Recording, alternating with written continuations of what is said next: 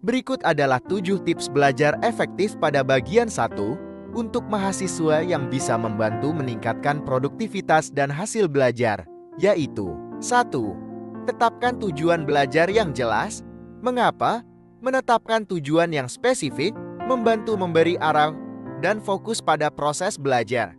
Cara: gunakan metode SMART spesifik, measurable, achievable, relevant, time-bound untuk merancang tujuan yang terukur dan realistis. Misalnya menyelesaikan bab 10 dalam waktu 2 jam. 2. Gunakan teknik Pomodoro. Mengapa? Teknik ini membantu meningkatkan fokus dengan bekerja dalam sesi singkat yang diikuti dengan istirahat. Cara: gunakan timer untuk belajar selama 25 menit, lalu istirahat 5 menit. Setelah 4 sesi, ambil istirahat lebih lama 15-30 menit. 3. Belajar secara aktif. Mengapa? Menghafal atau memahami materi secara pasif bisa membosankan dan tidak efektif. Cara: terapkan teknik active recall, mengulang materi tanpa melihat catatan, dan spaced repetition, mengulang materi dengan jarak waktu tertentu. Cobalah juga mengajarkan materi yang telah dipelajari ke orang lain. 4. Kelola waktu dengan baik. Mengapa? Pengelolaan waktu yang buruk bisa mengarah pada kebingungan dan stres menjelang ujian. Cara: buat jadwal harian atau mingguan, prioritaskan tugas yang paling penting, dan hindari prokrastinasi dengan memecah tugas besar menjadi bagian kecil. 5. Buat catatan yang efektif.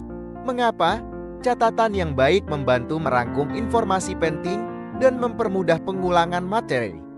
Cara: gunakan metode Cornell Notes, menyusun catatan dalam 3 bagian: catatan utama, ringkasan, dan kata kunci atau mind mapping untuk menyusun ide secara visual. 6. Gunakan teknologi secara bijak. Mengapa? Teknologi bisa menjadi alat bantu yang sangat berguna dalam belajar, tetapi juga bisa menjadi gangguan.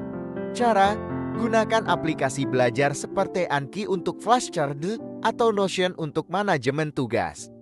Matikan notifikasi yang tidak perlu saat belajar untuk menghindari gangguan. 7. Ciptakan lingkungan belajar yang mendukung. Mengapa? Lingkungan yang nyaman dan bebas gangguan mendukung konsentrasi dan produktivitas. Cara: pilih tempat belajar yang tenang, terorganisir, dan memiliki cahaya yang cukup. Gunakan headphone atau musik instrumental jika perlu untuk membantu fokus.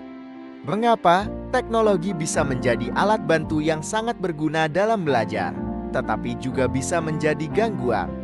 Cara: gunakan aplikasi belajar seperti Anki untuk flashcard atau Notion untuk manajemen tugas. Matikan notifikasi yang tidak perlu saat belajar untuk menghindari gangguan. Sampai bertemu di 7 tips belajar efektif bagian kedua.